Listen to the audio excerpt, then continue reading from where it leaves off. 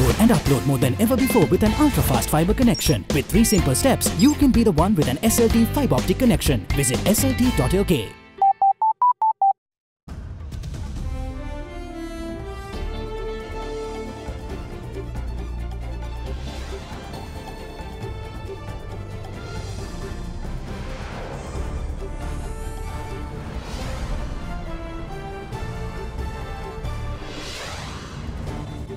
Good evening. The Geneva Accord. Sri Lanka's possible sponsorship of Resolution 40-1 creates havoc in Geneva. Parties supporting it and against it clash on the sidelines of the regular session of the UNHRC. In the coming 2 years, the international community would have supported 12 years of injustice to the Sri Lankan Tamils. Secretary General interfere internal affairs of Sri Lanka which violate the UN Charter. America wants our war heroes taken to ICC. Happy Union. The second round of talks between the SLFP and the SLPP for a possible alliance ends successfully. Aims for a third round in April. Fight for Wilpattu. Environmental organization accused Minister Rishad Badruddin of deforestation of the Wilpattu Reserve to set up an industrial city. Confusion in the cockpit. Voice recorder evidence shows that as the seconds tick by on the doomed Indonesian flight, the pilot handed the controls to his co-pilot and flipped through the pages of a technical manual trying to figure out what was happening. Tonight, Thursday, the 21st of March, 2019. From AdaDerana, this is AdaDerana First at 9 with Ndivari Amuata and Mahesh Jani. Live from Studio 24 in Colombo.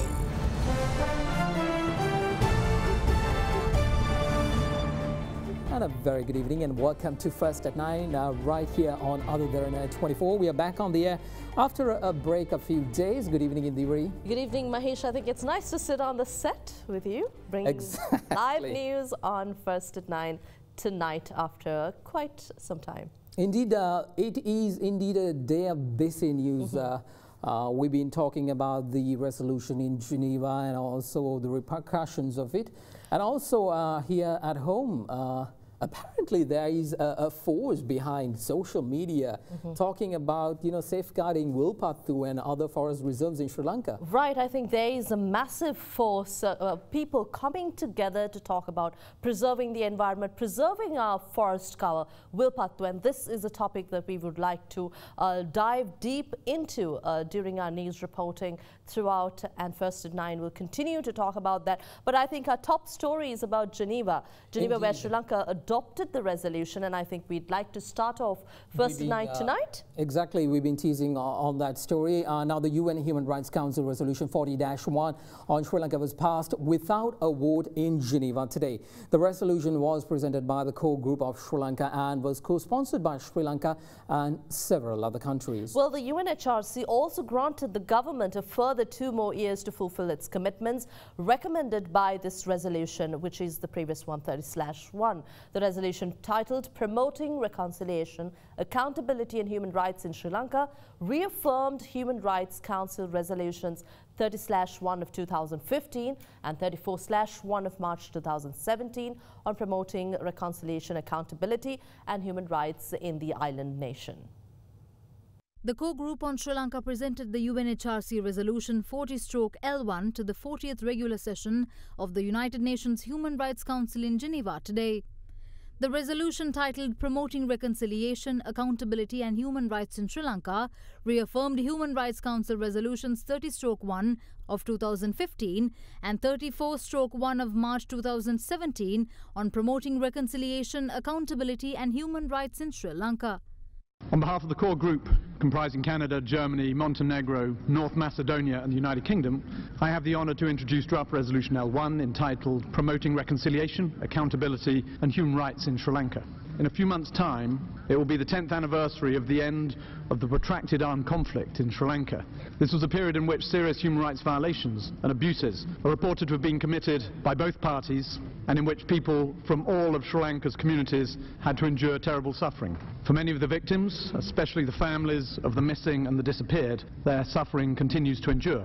In the 5 years following the end of the armed conflict, Sri Lanka chose not to take many measures that would have helped advance reconciliation, accountability and human rights. It remains to Sri Lanka's great credit that in 2015 it committed in front of the international community to take a set of steps towards these ends that are in its national interest and in the interest of every community in the country. Draft Resolution L1 seeks to continue the process which Sri Lanka began at the Human Rights Council in September 2015, when it worked in partnership to set out a range of measures that it would take to advance peace, justice and reconciliation. The resolution acknowledged some very real achievements against these commitments over the last 2 years.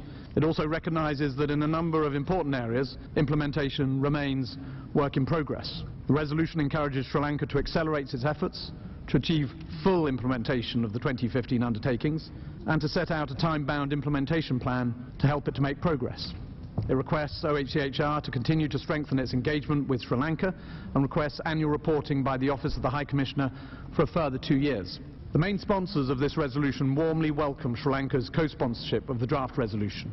On behalf of the government, Minister of Foreign Affairs Tilak Marapana officially announced that Sri Lanka will be co-sponsoring the resolution that will be intact for another 2 years. Mr. President, the government of Sri Lanka considers Resolution 40/L1 mandating an extension of 2 years until March 2021 to make further progress on human rights, reconciliation and accountability as a mark of recognition of Sri Lanka's political commitment and the progressive steps already taken by the government since 2015. As I put on record before this Council yesterday, we have to set our priorities right, and we are committed to find innovative and pragmatic solutions to protect the country's national interest and the well-being of all Sri Lankans alike. Guided by the provisions of the supreme law of the land, the Constitution, Sri Lanka's co-sponsorship of this year's resolution assures to all concerned persons, the Sri Lankan society at large, and to all our interlocutors outside the country, that we will continue to move forward within these parameters to ensure eventual closure. We welcome the assistance and the cooperation we have received from partners as required and invite the OHCHR to engage closely with the relevant local institutions and independent bodies, including the National Human Rights Commission, in verifying facts on ground, which will help OHCHR to provide more objective and realistic assessment on the progress made in Sri Lanka and on its genuine challenges to this Council next year. In conclusion, Mr. President, before the resolution was taken up for considerations today, NGOs were given the opportunity to express their views on these developments. Members of the Tamil diaspora expressed strong displeasure over the decision by the UNHRC to grant an extension of 2 years for the Resolution 30-1, a request made by the government. Sri Lanka should use this opportunity to get technical support and capacity building using OSCR and set up a hybrid court if the country is seeking genuine accountability and reconciliation. The member states seem to further victimize the Tamil victims by granting and rewarding Sri Lanka another 2 years to implement 30/1 worth 40/1. We urge the United Nations to assist with the establishment of a country office in northeast Sri Lanka to ensure the welfare of Tamil refugees, particularly those in Tamil Nadu, and technically assist in the migration from India back to their home country should they voluntarily wish to come back. The Sri Lankan President and Prime Minister and the senior ministers have clearly and categorically stated that they would not fully comply with the UNHRC resolution. We know that there is no difference between the rulers of the island, be it the current regime or the previous regime. The international community have failed to exact pressure on Sri Lanka to fully comply with the UNHRC resolution on Sri Lanka. We would like to urge the UN and the international community to pay special attention of an international justice mechanism with the UN's technical cooperation. I'm here to talk about the international community's decision to give Sri Lanka 2 more years to comply with the resolution. Colombo has fully implemented only 6 out of 36 commitments made by the government in Resolution 30/1. Keeping this in mind, the Sri Lankan government is unable to comply with the resolution in the coming 2 years. The international community would have supported 12 years of injustice to the Sri Lankan Tamils. Members of the Global Sri Lanka Forum meanwhile expressed strong views against the report by the Office of the UN High Commission of Human Rights as well as the fresh resolution. The report 40/23 published by the Honorable Secretary General and the subsequent report resolution brought on Sri Lanka has emphasized on hybrid courts to investigate alleged human rights violation committed by Sri Lankan heroic forces. Further, the report encouraged other member states to investigate and prosecute members of our armed forces whenever possible under the international jurisdiction. This is a clear breach of sovereignty of an independent state and violation of UN Resolution 53/131, which emphasized the importance of non-selectivity, impartiality, strengthen United Nations action in the field of human rights. Under para 47, it has gone into a depth to a level of departmental procedures referring to the transfer of a police inspector who conducted investigations of some disappearances in an ongoing court cases. Honorable Secretary General has deliberately missed to mention the legitimate background and the real reason behind the action taken by the IGP. Thereby, Secretary General interfere internal affairs of Sri Lanka, which violate the Article 27 of UN Charter.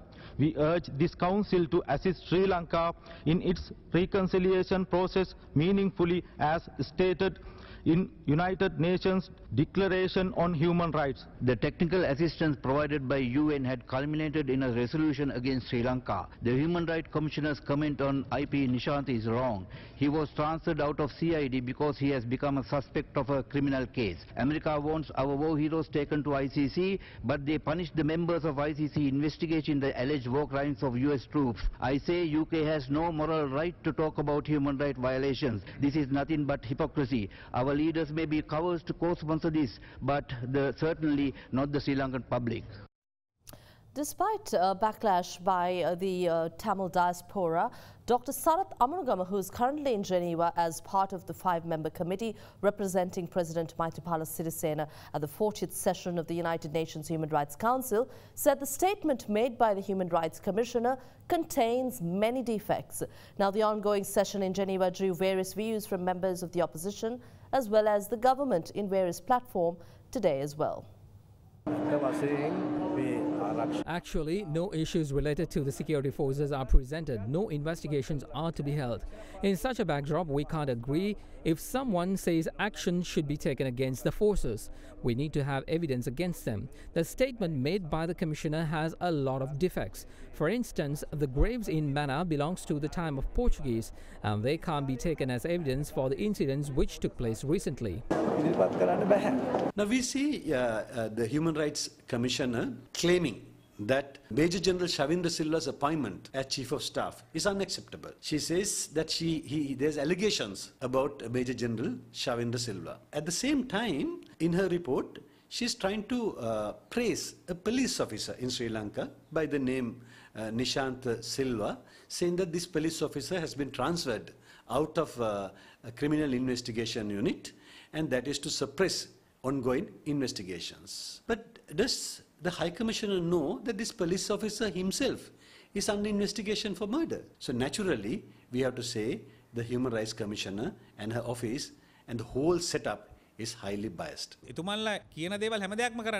will not do everything they say. We will agree to do things which will not harm the unity and the sovereignty of the country, and actions which will strengthen the country and its human rights.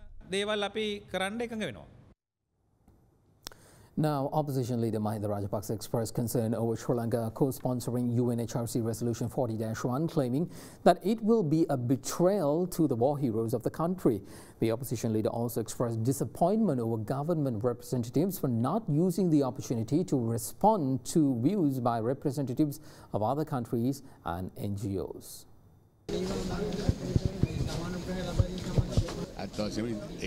නොකළ යුතු දෙයක් නේ ආණ්ඩුවක් තමන්ගේ වතාක නිදහස් කරගන්න සටන් කරපු සටන්විරුවන් පාවාදීමක් නේක මේකේ ලස්සන වැඩේ ආණ්ඩුව කරුණු ඉදිරිපත් කරාම ඒකට පිළිතුරු කතා කීපයක් තිබුණා. ඒ පිළිතුරු කතා වලට උත්තර දීමේ අයිතියක් අපිට තියෙනවා. අපි ඒ අයිතිය බාර කරේ නැහැ. ජිනීවා වල අපි පිළිතුරු දුන්නේ නැහැ.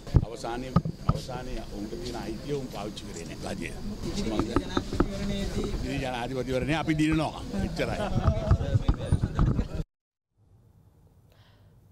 Well, the second round of discussions between the Sri Lanka Freedom Party and the Sri Lanka Podujana Peramuna on the proposed alliance between the two parties was held this morning. Now, responding to journalists following the meeting, General Secretary of the Sri Lanka Freedom Party, Dahasiri Jayasekara, said that both SLFP and the SLPP reached a consensus on 20 proposals formulated for the establishment of its alliance. Well, it has now been decided that the third round of discussions on the alliance will be conducted on the 10th of next month. The second round of talks between Sri Lanka Freedom Party and Sri Lanka Podujana Peramuna on the proposed alliance was held at the opposition leader's office this morning. Chairman of the Sri Lanka Podujana Peramuna, Professor G.L. Pieris, as well as parliamentarians Dallas Alahap Peruma and Jagat Vellavatta represented the SLPP at the discussion. The Sri Lanka Freedom Party was represented by its General Secretary Dayasiri Jayasekara as well as MPs Rohana Lakshman Piyadasa and Tilanga Sumatipala. We discussed on a set of 20 policies for the establishment of a broader alliance, with parties agreed to majority of these policies. We decided to arrive at a final decision after consulting both party leaders, which will then be forwarded to the central committees of both factions as well as its members for necessary amendments. We intend to conduct another round of talks at the same venue on the 10th of next month. We believe that the outcome will be positive.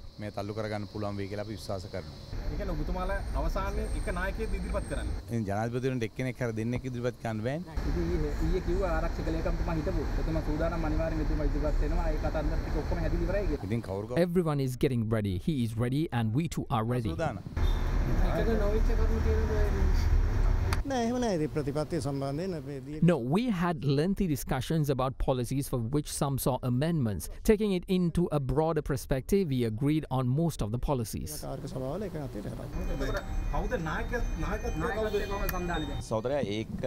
This is a topic that should be touched on in the final stage in building the alliance. Well, UPFA MP Mahinda Amaraveera affirmed that all necessary requirements to extradite former Central Bank Governor Arjuna Mahendran back to Sri Lanka have been completed and that the President is expected to submit a comprehensive report on the progress soon. The MP was speaking in Parliament during a debate over Singapore's response over the matter, where Singapore rejected President Maithripala Sirisena's allegation that it was sheltering former Central Bank Governor Arjuna Mahendran in the country. The government of Singapore says that the Sri Lankan government has not supplied them with adequate documents to catch Arjun Mahendran. Since Minister Harsha Silva is present within the chamber, how would he respond as the government?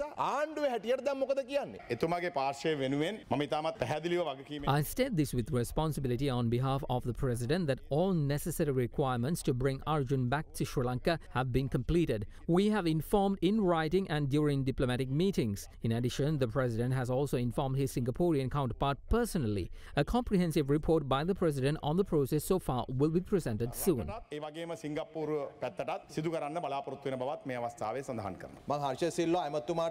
I asked Minister Harsha De Silva to reply on behalf of the government. Instead, it was replied by the Chief Opposition Whip. The question was answered by the Chief Opposition Whip. I think the President is among the members of the opposition. This might be the reason why the Chief Opposition Whip answered the question.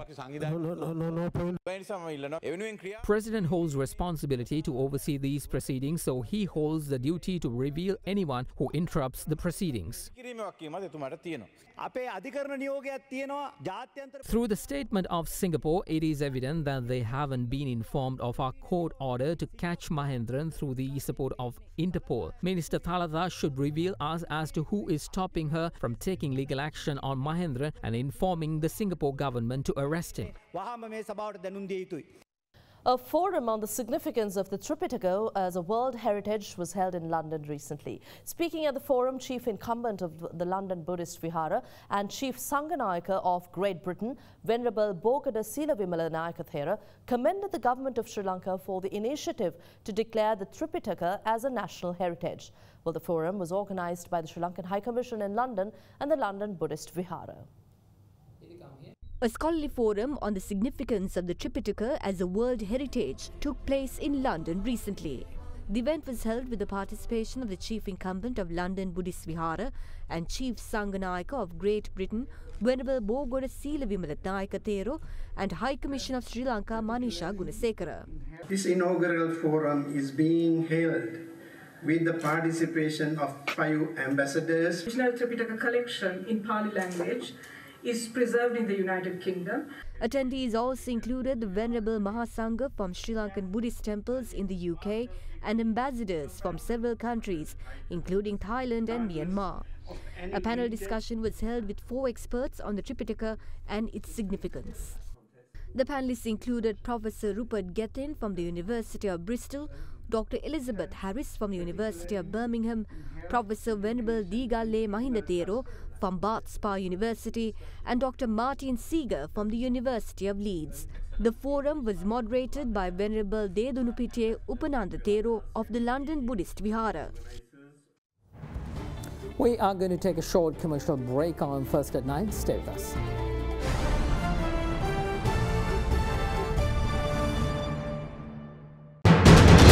You are watching Sri Lanka's #1 news channel. This is AdaDerana 24.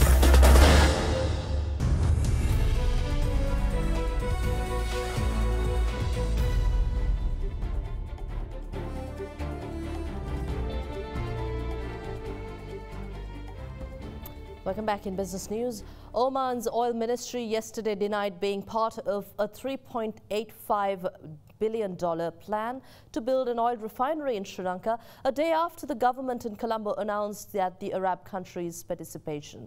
The government stated that the venture is said to be the country's highest ever forecast foreign direct investment received for a single project. In response to the article, however, the Board of Investment clarified today that Oman Oil Company has registered their firm intention to participate in equity up to 30% after an agreement was reached between Oman's Ministry of Oil and Gas and Silver Park International Private Limited. Deputy Minister of Development Strategies and International Trade Nalin Bandara on Tuesday announced that an agreement has been reached with the government of Oman to build an oil refinery and oil tank farm to the tune of $3.85 billion. It was reported that an agreement was to be signed by Prime Minister Ranil Wickremesinghe on Sunday at the Mirijavilla Export Processing Zone in Hambantota. However, according to a Reuters report yesterday, Under Secretary of Oman's Ministry of Oil and Gas Salim Al-Aufi said that, quote, "No one on this side of the panel is aware of this investment in Sri Lanka," unquote, and went on to say that he is unaware as to who is signing the check for $3.8 billion. Meanwhile, the Board of Investment released a communique today with regard to the Reuters report, stating they are aware that there is no agreement that has been signed between Oman's Ministry of Oil and Gas and Silver Park International Private Limited with regard to equity arrangements of the project. However, stated that they are aware that Oman Oil Company has registered their firm intention to participate in equity up to 30%, subject to reaching agreement between the parties. Furthermore, the BOI noted that upon reaching mutually agreed terms, Oman Trading International is said to be willing to supply the entire feedstock requirement of the project as well as carry out marketing for its products. The BOI added that the investors, Silver Park International Private Limited, has conveyed their full confidence in implementing the project. Meanwhile, clarification was sought pertaining to the oil refinery project in Parliament as well. මේකත් ජනතාව අන්දන Volkswagen වගේ ව්‍යාපෘතියක් විශේෂම 30% කොටසක් ඕමාන රජයට හිමි වෙනවා කියලා තමයි නලින් බණ්ඩාර ඇමතුමා කියලා තිබුණේ. මමත් මේ නිවේදනය දැක්ක මම හිතන්නේ නිවේදනයේ ඔක්කොම කරුණු තියෙයි. මම දැක්කා ඕමානු රජයෙන් එවලා තියෙන ලියුමක්. They have interest in this matter and they want to be having further discussions කියලා. නමුත් කැබිනට් පත්‍රිකාව යන්නේ මේක ඕමාන රජයත් සමග කරන ව්‍යාපෘතියක් හැටියට. කැබිනට් අනුමැතිය ලැබෙන්නේ එහෙමයි. ඒ කැබිනට් මේකෙන් සම්බන්ධ වෙන ව්‍යාපෘතියක් හැටියට. ප්‍රධාන කොටස්කරුවන් ඔමානි රජය නෙමෙයි. කිසිවිට එතන කියලා නෑ. Who? Nalin Bandara, day before yesterday. He had answered a question saying that Omani government was also interested in it to take a stake. There have been discussions on a 30% stake. So today he said if they are interested, try and make it 40%. In other stories, Prime Minister Ranil Wickremesinghe commended the private sector of the country for successfully carrying out its role in the economy. Speaking at the Fireside Chat 2019 held in Colombo yesterday, the Premier also went on to say that the government would like to see a faster inflow of foreign investment to the country. Damika, you were talking about interest rates and all that being too high, that you can't do business at these high interest rates. No, Dinesh, but I know the situation. I cannot request like that because then what we have to do, you have to allow private sector to bring the foreign debts. They have to borrow from the foreign, but central bank have to swap. They borrow the money 7.835, and other side the 10-year bond is 11.35. One question. Then they have to swap with the 3.5 or 10 years. Then people will borrow. Then the fiscal space on the local borrowings will go up. Otherwise, what happened today, from the total GDP for the available fund for the private sector is 70, but from 70 also, but they have another 15% go to the government companies. Only 55 is available for the private sector. That 55% have to grow up to at least 90 to 100%. But then is the foreign borrowing. But only thing the central bank have to swap the currency. What is your expectation from the private sector? First, I must say, I agree with Dhammika, interest rates are too high. I do want to say anything else. The government look very uncomfortable both of them speak to each other. I have a lot of faith in our private sector. We all are the engines of growth. We've had difficulties, and as usual, the private sector must complain. If you don't complain, you're not the private sector. Then you'll be complacent and you're the government sector. Keep complaining, and let's see how we can make the world, this country a little bit better. Huh? At the moment, we are also not creating I know, but you all have gone out and created jobs. Come back and create the jobs. That's all that we have to do. You all have done well, I must say, because we are for a market-oriented economy and for a larger role for the private sector to play. And I have no doubt that in the coming years, that role will expand. There's a transformation that's taking place. This is why we are looking at the tax incentives. We are looking again at revising some of the tax incentives. The second is that money must be available to the private sector, and there must be cheaper money available. So those would be the basic issues we are moving on to. Then the ease of doing business. I mean, these are all long-term. Now we are becoming attractive for investments. Foreign investments are growing. I'd like it to be much faster.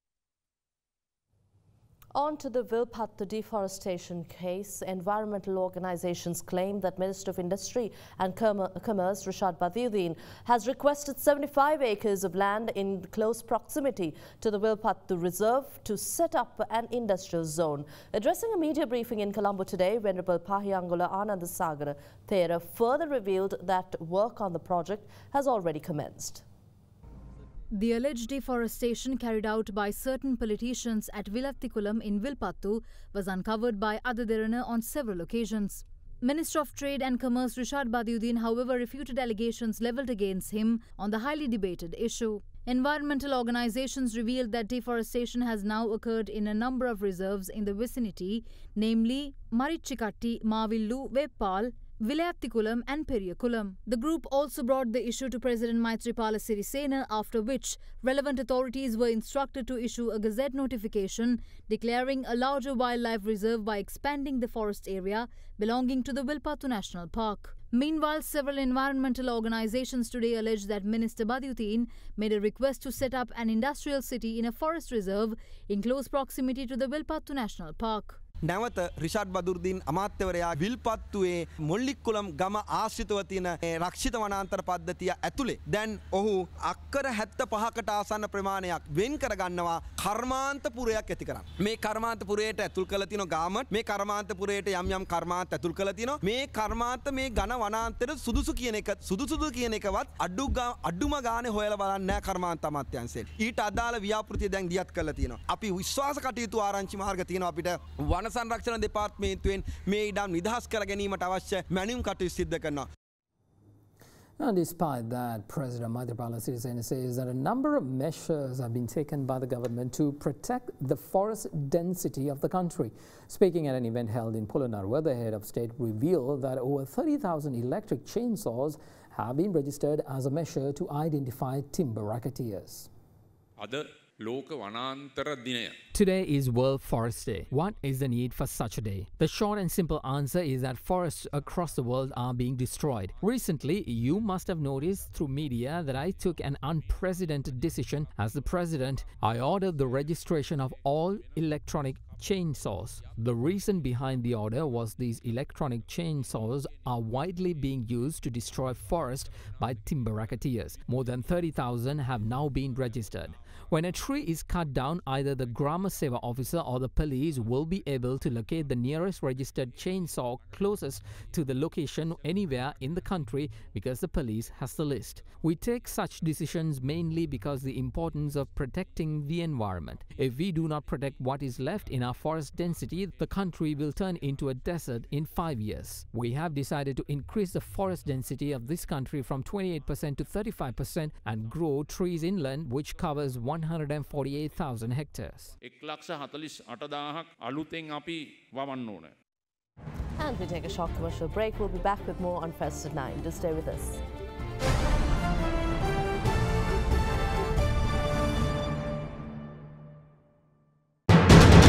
You are watching Sri Lanka's #1 news channel. This is AdaDerana 24.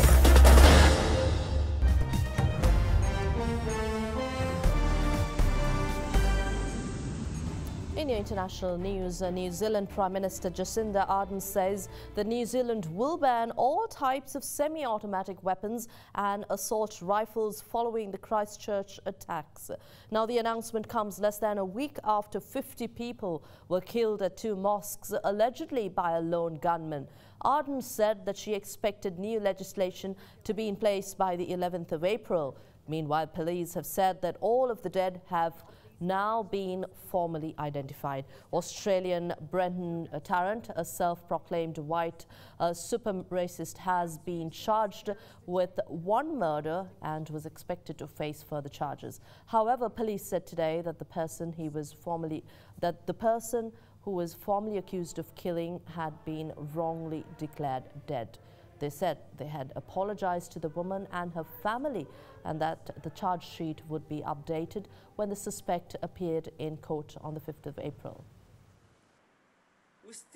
In one of our headline stories, U.S. Justice Department prosecutors have issued multiple subpoenas as part of an investigation into Boeing's Federal Aviation Administration certification and marketing of 737 MAX planes. The Criminal Investigation Department, which is in early stages, began after the October 2018 crash of a 737 MAX aircraft operated by Lion Air in Indonesia. Transportation Secretary Elaine Cho on Tuesday asked the agency's Inspector General to investigate the MAX certification. Criminal investigators have sought information from Boeing on safety and certification procedures, including training manuals for pilots, along with how the company marketed the new aircraft. Meanwhile, Indonesia investigators said today that the cockpit voice recorder from the crash Lion Air Boeing 737 MAX 8 jet showed that pilots were searching for the right checklist in their handbook and were experiencing airspeed and altitude issues. Investigators said that they have 90% of the data needed to release a final report on the October crash that killed 189 people, which is expected in August.